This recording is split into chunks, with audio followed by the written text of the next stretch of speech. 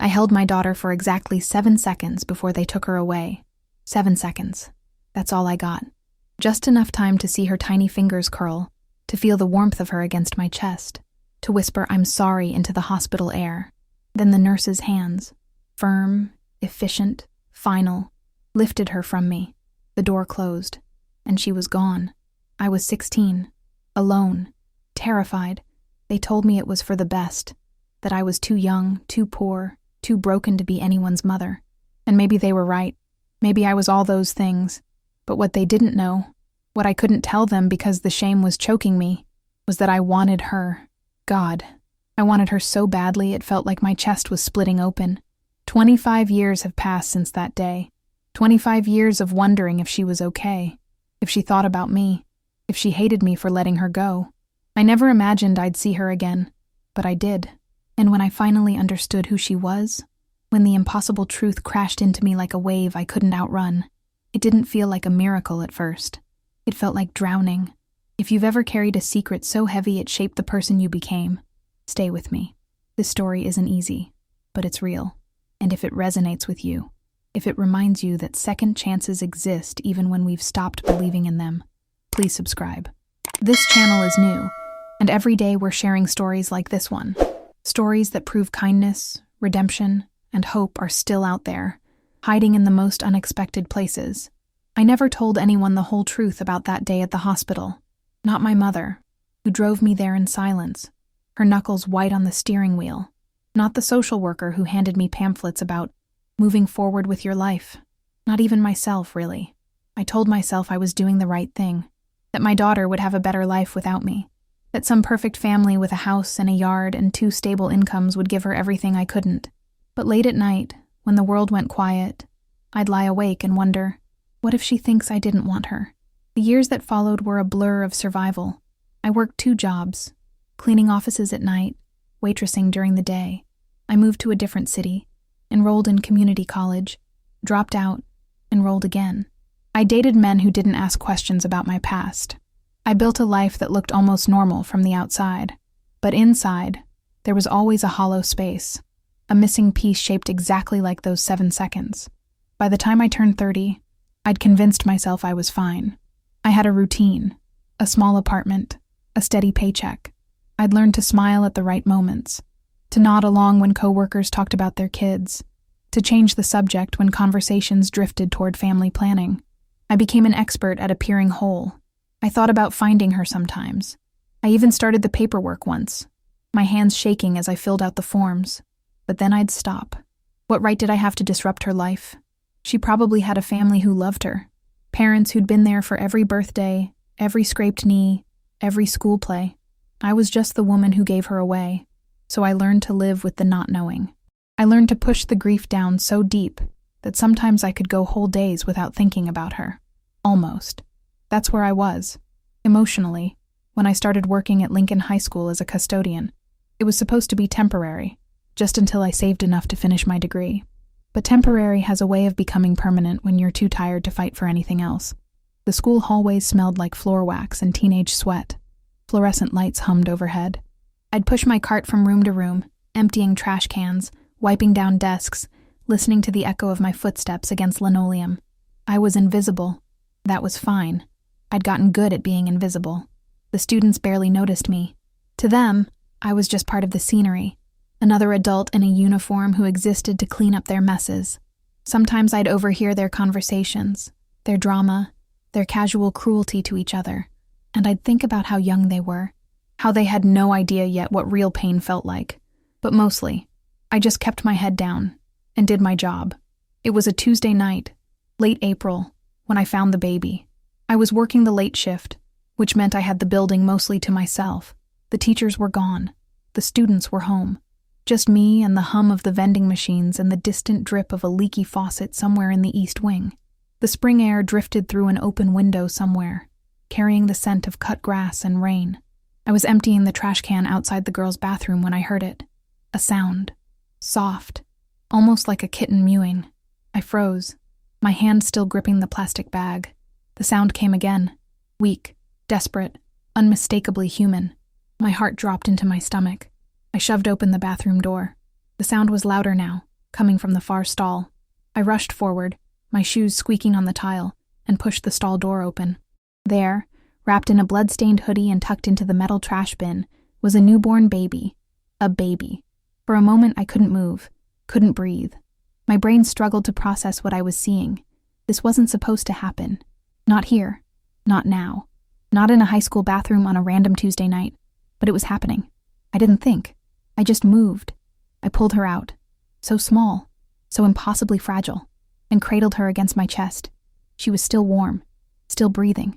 Her eyes were squeezed shut, her face red and wrinkled and perfect. "Oh God," I whispered. "Oh God, oh God." I ran. Down the hallway, my cart forgotten, the baby pressed against my uniform. I grabbed my phone with shaking hands and dialed 911. "There's a baby," I said, my voice cracking. "Someone left a baby in the school bathroom. She's alive.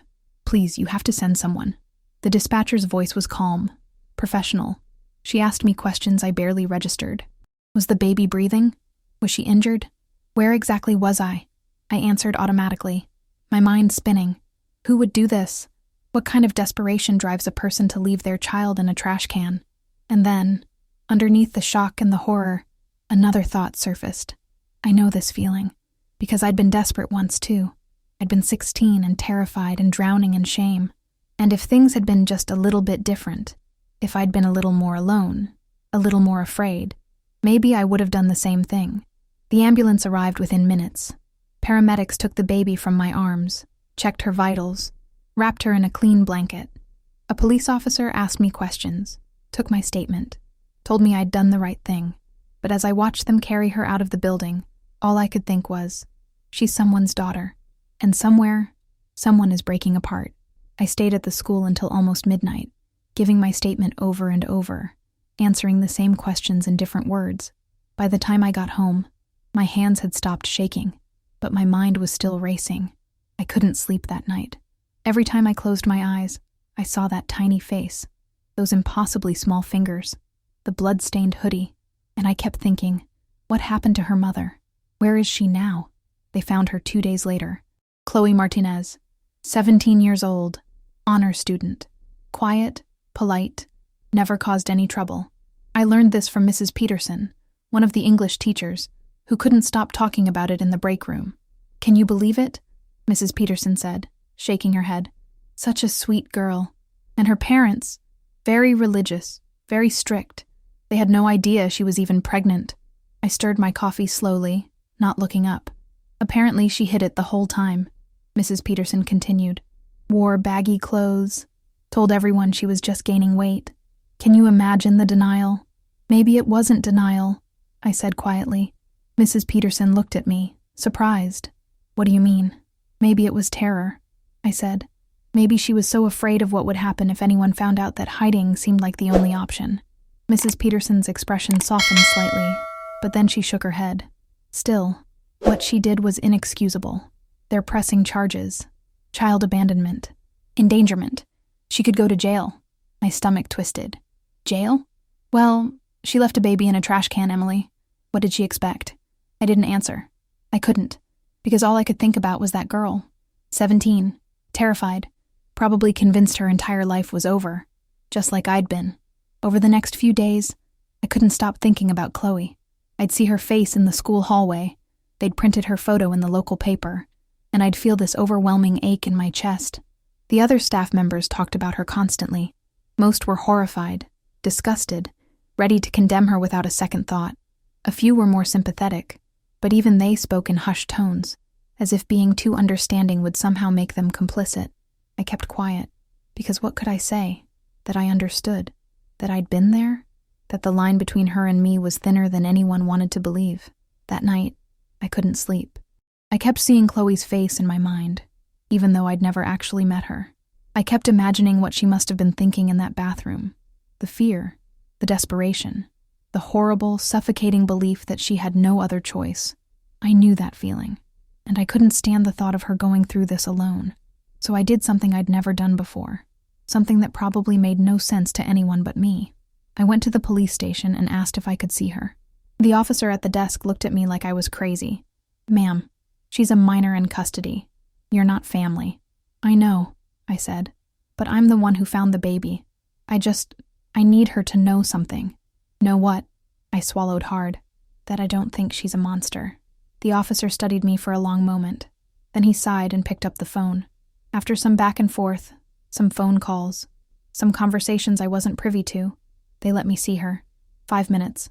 Supervised. That's all they'd allow. Chloe sat across from me in a small gray room, her eyes red-rimmed and hollow. She looked impossibly young, impossibly broken. Her hair was pulled back in a messy ponytail, and she wore an oversized sweatshirt that made her look even smaller than she was. I don't know why you're here, she said quietly, her voice barely above a whisper. I'm Emily, I said. I work at the school. I'm the one who found your daughter. She flinched at the word daughter, like it physically hurt her to hear it. I just wanted you to know, I continued, my throat tight, that I understand. Not everyone will, but I do. She looked up at me then, confused, suspicious. You don't know anything about me. You're right, I said, but I know what it feels like to be terrified.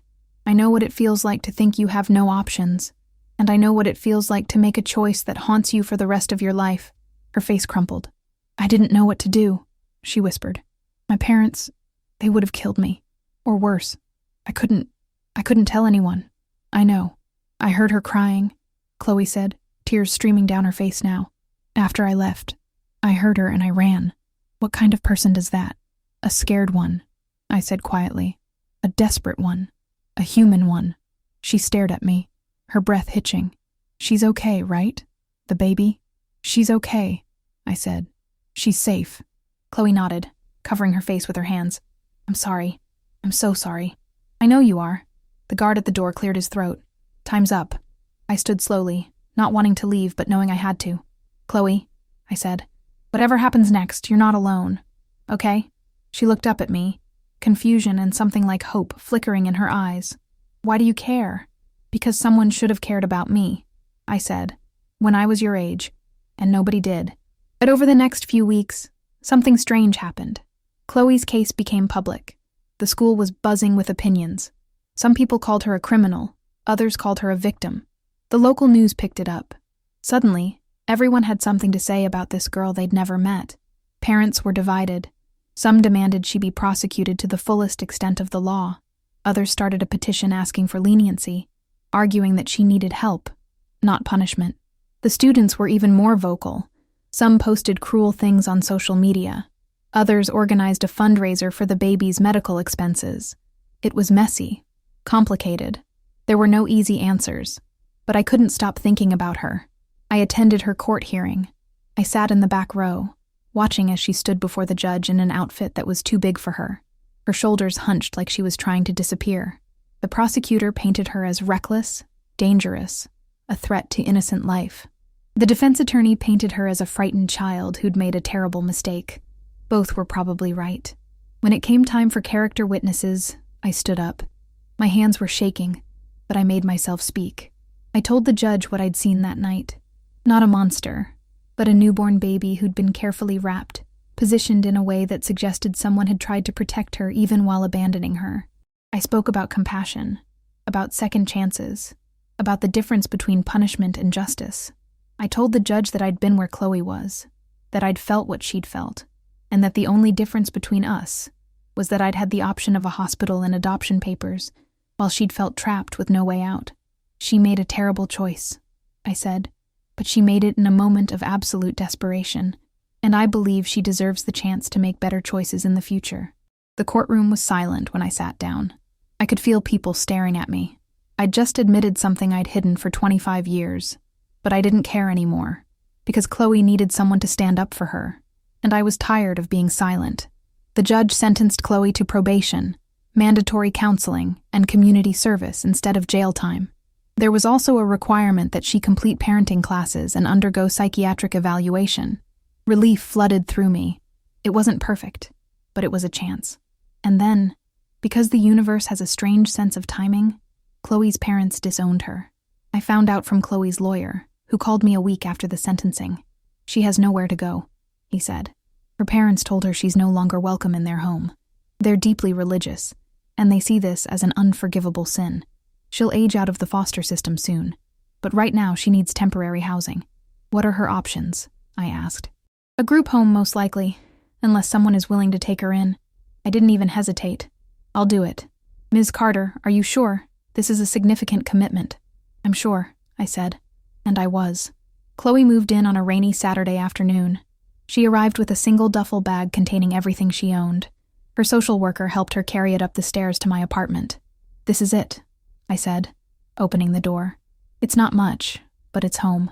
Chloe stood in the doorway, looking around with wide eyes. My apartment was small. 1 bedroom, a couch that folded out into a bed, a kitchen barely big enough to turn around in. But I'd cleaned it thoroughly, put fresh sheets on the fold-out couch, even bought flowers for the coffee table. You did this for me? She whispered. Of course, I said. You're staying here, aren't you? The social worker went over some paperwork, explained the rules, reminded Chloe about her court-mandated obligations. Then she left, and it was just the 2 of us. Chloe stood awkwardly in the middle of the living room, her arms wrapped around herself. Are you hungry? I asked. I made soup. You didn't have to. I know, I said, but I wanted to. Come on. We ate in silence at first.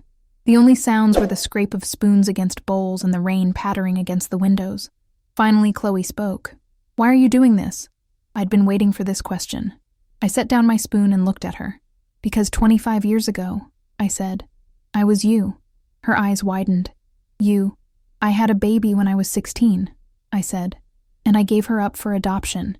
And I've spent every day since then wondering if I made the right choice. Chloe was silent for a long time, processing this. Do you think you did? I don't know, I said honestly. I hope so, but I'll never really know. I want to see her, Chloe whispered. My daughter. I know I don't have the right, but you have every right, I said. You're her mother. No, Chloe said, her voice breaking. I'm the person who threw her away. You're the person who made an impossible choice in an impossible situation, I said firmly. And you're allowed to regret it. You're allowed to want her back. You're allowed to fight for her. Chloe looked at me with tears streaming down her face. You really think so? I know so, I said, and I'm going to help you. The process of getting Chloe visitation rights was long and complicated. There were meetings with social workers, psychological evaluations, parenting classes. The system was designed to be thorough, and that meant it was also slow and often frustrating. But Chloe threw herself into it with a determination I hadn't expected. She attended every class, completed every assignment, showed up early to every appointment. She took notes during the parenting seminars. She practiced diaper changes on a doll until her hands moved with confidence. And she got a part-time job at a grocery store, working evenings and weekends to save money. I want to be able to provide for her, she told me one night, counting her tips at the kitchen table. I want to prove I can do this. You don't have to prove anything to anyone, I said. Yes, I do, she said quietly. I have to prove it to myself. She also started selling homemade food, tamales and empanadas her grandmother had taught her to make before her family cut her off. She'd cook on her days off, then sell them at the weekend farmer's market. I'd go with her sometimes, watching as she interacted with customers. She was good at it. Warm, friendly, genuine. People liked her. They had no idea who she was or what she'd been through. They just saw a hard-working young woman trying to make a living. You're doing great, I told her one Saturday as we packed up unsold food. I'm trying, she said. I just hope it's enough. It will be, I said. Watching her fight for her daughter stirred something in me, something old and buried and aching. I started thinking about my own daughter again, not in the abstract, distant way I usually did, but concretely, urgently. What if I could find her? What if I could tell her I'm sorry? What if she wants to meet me too? One night, after Chloe had gone to bed, I pulled out the old adoption file I'd kept hidden in my closet for years. The papers were yellowed, the edges worn from being handled and then put away and then handled again. I'd started this process before. I'd filled out forms, gathered documents, written letters to the adoption agency, and then I'd chickened out every single time. But watching Chloe's courage gave me courage too. So I reopened the file. I filled out the paperwork. I wrote a letter to my daughter, explaining who I was and why I'd given her up, and how much I'd thought about her over the years. I told her I didn't expect anything, that I just wanted her to know she'd been wanted, even if I'd been too young and too scared to keep her. I told her I understood if she didn't want to meet me, that I respected whatever decision she made. And then, with my hands shaking, I mailed it. Months passed. Chloe got supervised visitation with her daughter, who'd been placed in foster care while the courts worked out a long-term plan. I'd watch her get ready for those visits. The way she'd carefully choose her outfit, practice what she'd say, check and recheck the small bag of things she'd bring, a stuffed animal, a book, a blanket she'd knitted herself during a craft class. She'd come home afterward with tears streaming down her face, but also a small, fragile smile. She smiled at me today, Chloe told me once. I was singing to her, and she just smiled, like she was happy to hear my voice. Of course she was, I said. She knows you. On some level, she knows. Do you think so? Chloe asked, her voice small and hopeful. I know so, I said. As Chloe's visitations increased, from once a week to twice, then to unsupervised visits at my apartment, I watched her transform. She was still young, still scared sometimes, still making mistakes, but she was also growing into someone stronger, more confident, more capable than even she'd realized she could be. And then one day, I got a letter from the adoption agency. My daughter had agreed to meet me. I stared at the letter for a long time, my hands trembling. Part of me had never actually believed this would happen. Part of me had convinced myself she'd want nothing to do with me. But here it was. A date. A time. A coffee shop downtown. What is it? Chloe asked, noticing my expression. She wants to meet me, I whispered. My daughter. She actually wants to meet me. Chloe's face broke into a huge smile. Emily, that's amazing. I'm terrified, I admitted. Of course you are, Chloe said. But you're going to do it anyway. Because that's what brave people do. They do the scary thing even when they're terrified. I laughed, wiping away tears. When did you get so wise? I learned from the best, she said softly. Her name was Sarah. She was 25 years old, a nurse, married, no kids yet, but hoping to start a family soon. And she'd been searching for me too. We met at a coffee shop on a gray Saturday morning. I got there early, my hands shaking so badly I could barely hold my cup. The coffee smelled bitter and strong. The shop was playing quiet jazz music, and the sound of the espresso machine hissed and gurgled in the background. I'd rehearsed what I'd say 1,000 times, but when I saw her walk through the door, every word evaporated, because she looked exactly like me. Same dark hair, though hers was longer, pulled back in a neat ponytail. Same green eyes. Same small scar above her left eyebrow that I'd gotten falling off a bike when I was 7. She saw me immediately. Maybe she recognized me too. Maybe it was just intuition. And walked over to my table. Emily, she said, her voice uncertain. Sarah, I whispered. We stared at each other for a moment, both of us on the verge of tears. Then she smiled, nervous but genuine, and sat down across from me. Hi, she said. Hi, I whispered back. For a moment, neither of us knew what to say. The air between us was heavy with 25 years of absence, of wondering, of questions that had never been asked. I don't know where to start, she said with a shaky laugh. Me neither. So we just talked. For hours. About everything and nothing. She told me about her childhood. Her adoptive parents had been kind, loving, everything I'd hoped for. Her mother was a teacher, her father a contractor. They'd raised her in a small town with good schools and safe neighborhoods. She told me about her job at the hospital, how she'd always wanted to help people, how she found meaning in caring for patients in their most vulnerable moments. She told me about her husband, David, whom she'd met in college. They'd been married for 2 years. He knew she was adopted, knew she'd been thinking about finding me. He encouraged me to do it, Sarah said. He said everyone deserves to know where they came from. He sounds like a good man, I said. He is, she said, smiling. I got lucky. And then, after a pause, she said, I want you to know I don't blame you for giving me up. I don't know what you were going through, but I'm sure it wasn't easy. I started crying then, ugly, heaving sobs I couldn't control. I wanted to keep you, I choked out. I wanted to so badly, but I was 16, and I was scared, and everyone told me I'd ruin your life if I tried. They told me the kindest thing I could do was let you go. Sarah reached across the table and took my hand. Her touch was warm, solid, real. You didn't ruin my life, she said softly. You gave me one. You made a choice that must have been impossibly hard, and it gave me a childhood with people who loved me and wanted me. That's not something to apologize for. But I thought about you every single day, I said. Every birthday, every Christmas. I wondered if you were okay, if you were happy, if you ever thought about me. I did, Sarah said. I thought about you all the time. I used to imagine what you looked like, what your voice sounded like. I'd make up stories about why you gave me up. Some of them were angry stories. Some were sad. But I always wondered. I'm so sorry, I whispered. Don't be, Sarah said. You were a kid. You did the best you could. We sat there for a while, holding hands across the table, both of us crying and laughing and trying to absorb the impossible reality that we'd found each other.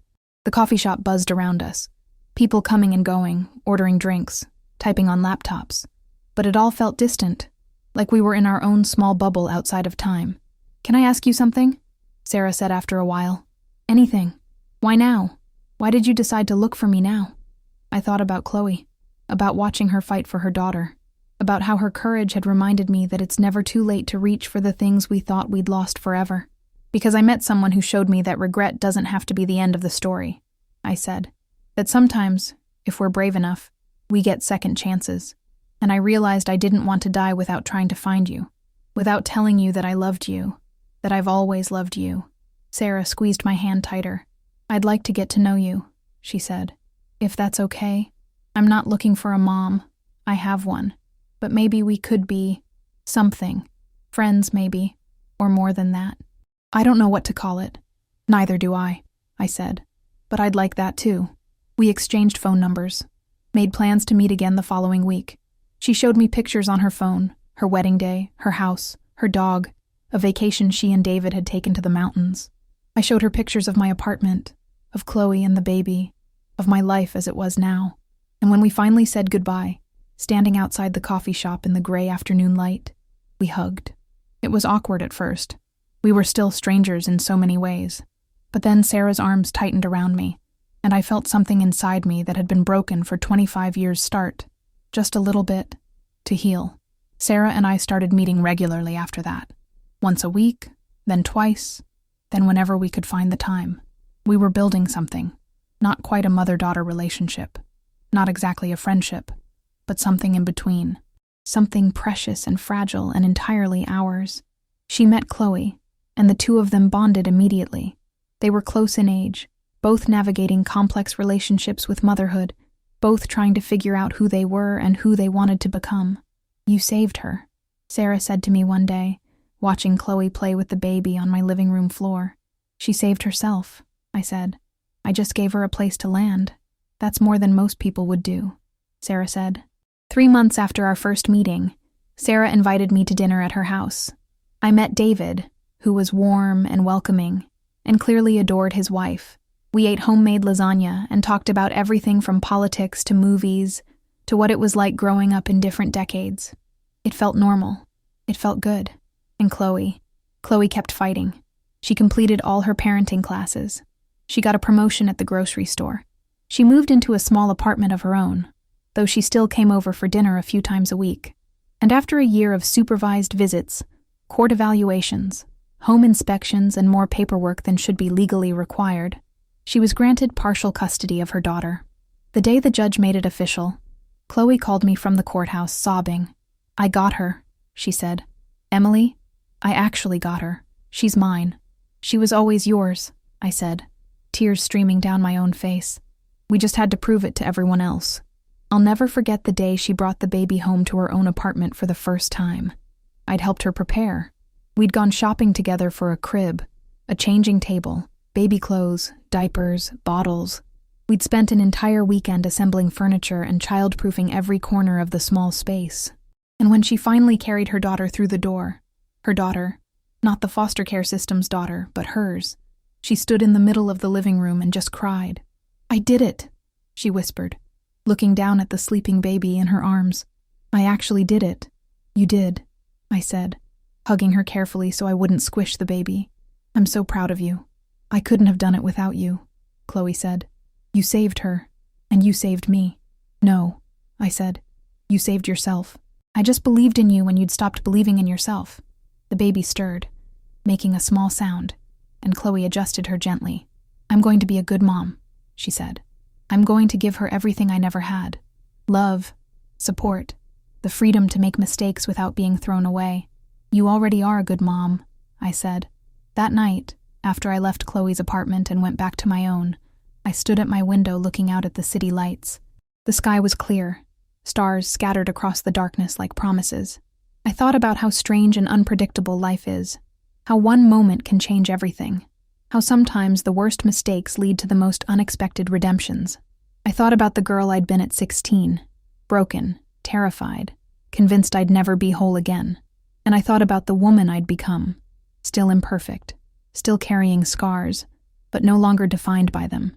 6 months after Chloe got custody, Sarah told me she was pregnant. We were having lunch at our usual coffee shop when she said it, her face glowing with excitement and nerves. "I'm going to be a grandmother," I said, the words feeling strange and wonderful in my mouth. Sarah laughed. "Is that what we're calling it?" "I don't know what else to call it," I said, "but yes, if you're okay with it." "I'm more than okay with it," Sarah said. Over the next several months, I watched Sarah's belly grow. I went to doctor's appointments with her when David couldn't get off work. I helped her set up the nursery. I knitted baby blankets with Chloe, who'd become surprisingly good at crafts.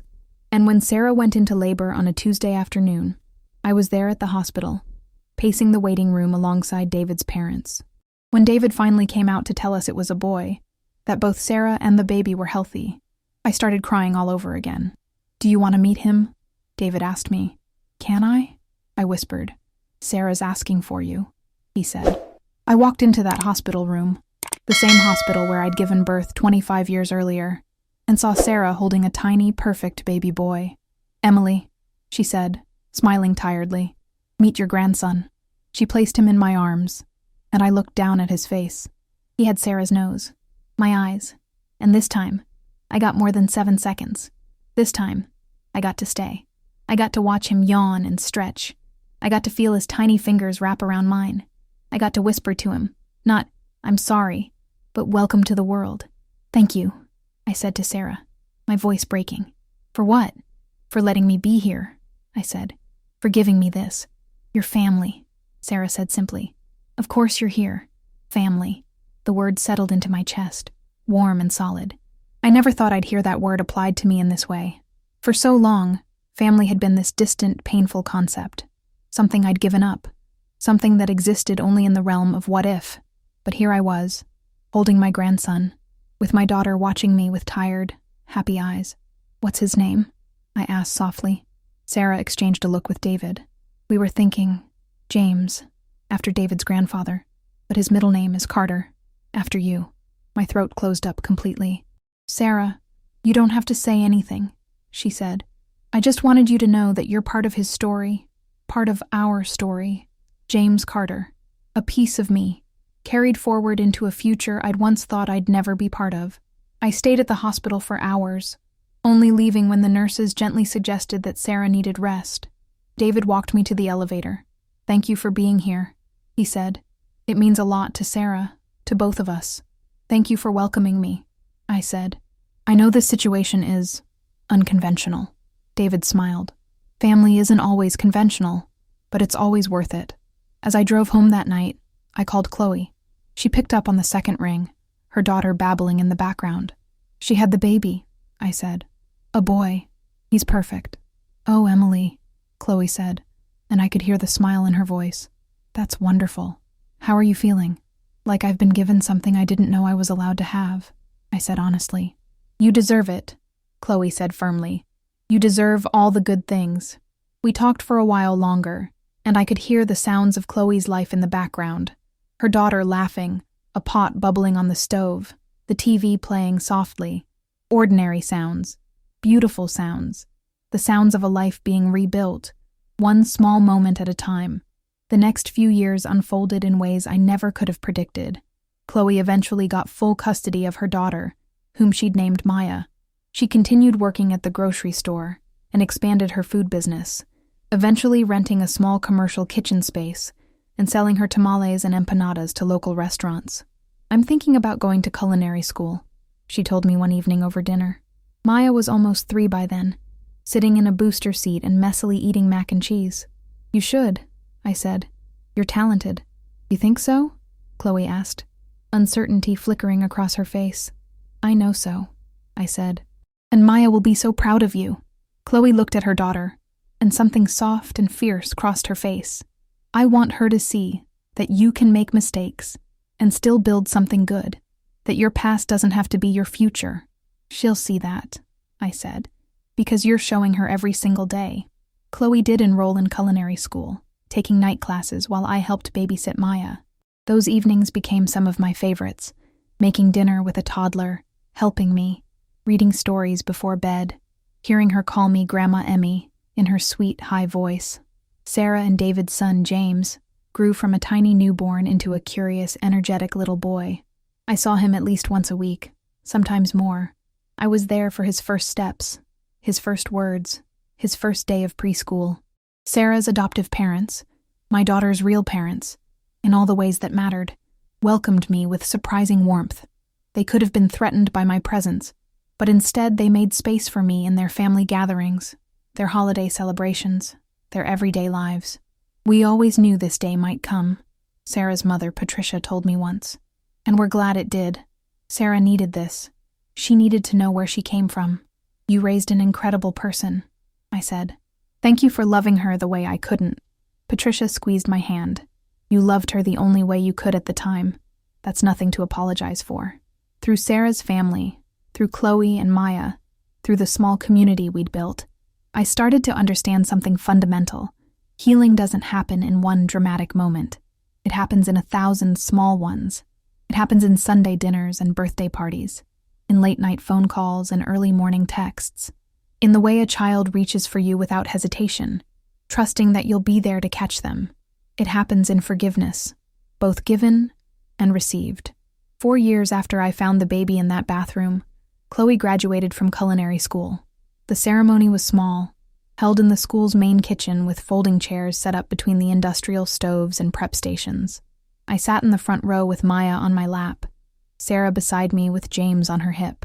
When Chloe's name was called, we all cheered loudly enough that people turned to look. Chloe walked across the small stage, accepted her certificate, and found us in the crowd. Her smile was brilliant, unguarded, full of hope. This was the same girl who'd once been so broken she'd left her newborn baby in a trash can. The same girl who'd been disowned by her parents, charged with a crime, labeled a monster by people who'd never bothered to understand her story. Now she was a graduate, a skilled chef, a devoted mother, a survivor who'd transformed her pain into purpose. After the ceremony, we all went out to dinner at a restaurant where Chloe had secured a job as a line cook. The chef there had taken a chance on her, seeing her potential past her record. To new beginnings, Sarah said, raising her glass of wine. To second chances, Chloe added, raising her water glass. To family, I said, my voice thick with emotion. However we find it. We clinked glasses, and I looked around the table, at Chloe, who'd become like a daughter to me, at Sarah, who was my daughter, at Maya and James, the grandchildren I'd never expected to have.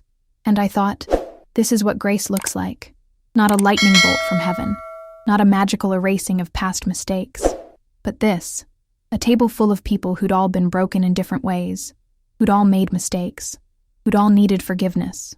People who'd chosen, again and again, to show up for each other. It was about 6 months after Chloe's graduation, when we got the news that would test everything we'd built. Maya had been feeling tired, running a low fever that wouldn't break. Chloe took her to the doctor, expecting to hear it was just a virus. Instead, she got a referral to a specialist, then another, then a children's hospital. Leukemia. The word hit like a physical blow. I was at work when Chloe called me, her voice shaking so badly I could barely understand her at first. They're admitting her, she said. They want to start treatment right away. Emily, I can't lose her. You won't, I said, already grabbing my keys. I'm coming. Hold on, Chloe. I'm coming.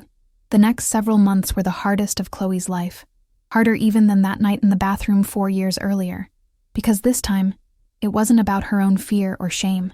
It was about watching her daughter suffer and being powerless to stop it. Maya went through rounds of chemotherapy that left her weak and nauseous. Her beautiful hair fell out. Her energy disappeared. Some days she was too tired to even get out of bed. But Chloe never left her side. She slept in the hospital room on an uncomfortable fold-out chair. She learned medical terminology, asked doctors questions, advocated fiercely for her daughter's care. She held Maya's hand through every procedure, every IV placement, every terrifying moment, and I showed up too, every single day. I'd bring food for Chloe because she'd forget to eat. I'd read stories to Maya when she was feeling up to it. I'd sit with her during chemotherapy sessions, making up silly games to distract her from the discomfort. Sarah came too, bringing James to visit when Maya felt strong enough. The two children would play quietly together, and Maya would smile. These small, precious smiles that reminded us all what we were fighting for. The hospital became our second home. We got to know the nurses by name, learned which vending machine had the best snacks, figured out exactly how many steps it was from the parking garage to Maya's room. One night, when Maya was finally asleep, and Chloe and I were sitting in the hallway drinking terrible hospital coffee, she looked at me with exhausted eyes. "I don't know how to do this," she whispered. "I don't know how to be strong enough." "You don't have to be strong," I said. "You just have to be here." "And you are." "What if I lose her?" Chloe asked, and the fear in her voice was raw and absolute. "What if after everything I did to get her back, I lose her anyway? Then you'll know that you loved her with everything you had," I said. "That you fought for her. That you gave her the best life you could for as long as you could. That's all any of us can do, Chloe." She started crying then, deep sobs that shook her whole body. I held her while she cried, this young woman who'd become so important to me, and I thought about how love makes us vulnerable, how it cracks us open, how it forces us to face the possibility of loss every single day, but also how it's worth it, how every moment of joy, every small victory, every ordinary Tuesday is worth the risk. Maya's treatment lasted 8 months. 8 months of hospitals and needles and nausea. 8 months of good days and bad days and terrifying days. 8 months of Chloe being braver than anyone should have to be. And then, finally, gloriously, the doctor said the word we'd been praying for: remission. The cancer was gone. Maya would need monitoring, regular checkups, careful attention to her health, but she was going to be okay. When the doctor delivered the news, Chloe collapsed into a chair and sobbed. Not sad tears this time, but relief so profound it poured out of her in waves. I hugged her tightly. "She did it. You both did it. I can't believe it's over," Chloe whispered. "It's not over," I said. "It's just beginning." And it was. Maya slowly regained her strength. Her hair started growing back, curly and wild. Her energy returned in bursts. First, just enough to play for a few minutes, then longer, then full days of running and laughing and being a normal 5-year-old. Chloe returned to work, though the chef had been understanding and flexible throughout Maya's treatment. She'd even organized a fundraiser for Maya's medical bills, showing Chloe that the world wasn't full of just judgment and cruelty, but also kindness and compassion. Life started to feel normal again, or at least, our version of normal. Sarah and David announced they were expecting their second child. James started kindergarten. Chloe was promoted to sous chef.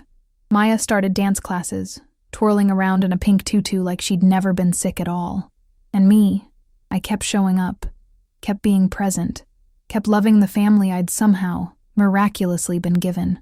One evening, about a year after Maya's treatment ended, Chloe invited me over for dinner. When I arrived, I found her apartment transformed. Candles on the table, flowers, music playing softly. "What's all this?" I asked. "I wanted to do something special," Chloe said. "To say thank you." "Chloe, you don't have to."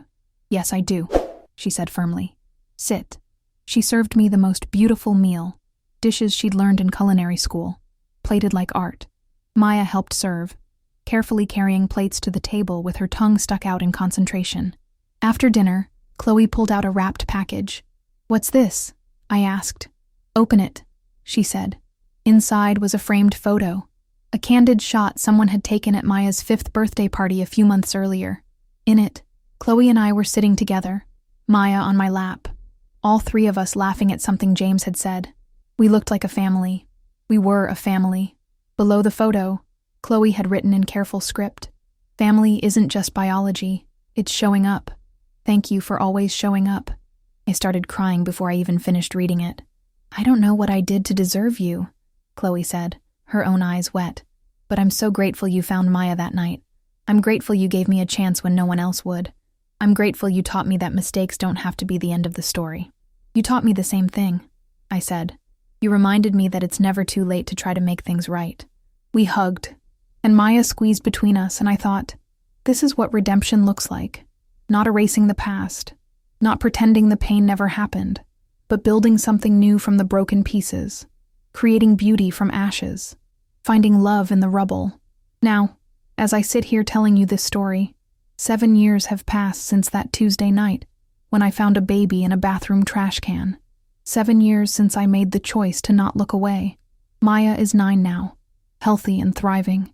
She wants to be a chef like her mom, and she practices by making me elaborate sandwiches with ingredients that don't quite go together but are served with so much love, I eat every bite.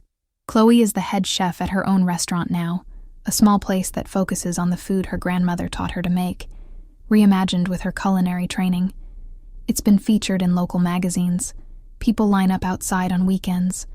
She's also met someone, a good man named Marcus, who adores both her and Maya, who knows her whole story and loves her because of it, not despite it. Sarah and David have 3 children now. James is 7, and his siblings keep him busy. I'm grandma to all of them, and I've stopped trying to explain our unconventional family tree. It is what it is. Love. And me? I'm not a custodian anymore. I finally went back to school, got my degree, and now I work as a counselor at a youth center, helping teenagers in crisis, helping girls like Chloe was. Like I was. I tell them that mistakes aren't endings, that shame doesn't have to define them, that there are people in the world who will show up, who will see past the worst thing they've ever done to the person they're capable of becoming. I tell them that I know this because I lived it, on both sides. Sometimes, late at night, I think about the parallel universes that almost happened. The one where I didn't work late that Tuesday, where someone else found the baby, someone who didn't understand, who didn't stop to think about the mother who'd left her. The one where I never reached out to Chloe, never offered her a place to stay, never showed her that someone believed in her. The one where I never gathered the courage to find Sarah, where I died with that regret still lodged in my chest like a stone. But those universes don't exist. This one does. This one, where I got to hold my grandson, where I watched Chloe transform from a terrified teenager into a confident, successful mother, where I learned that family is something you can build, piece by careful piece, even when you think the foundation is too damaged to support anything new. This one, where 7 seconds turned into forever. Here's what I've learned. What I want you to hear if you're carrying regret like I did. It's never too late. It's never too late to reach out, to apologize, to try to make things right, to show someone they matter. It's never too late to forgive yourself, to accept that you did the best you could with what you knew at the time.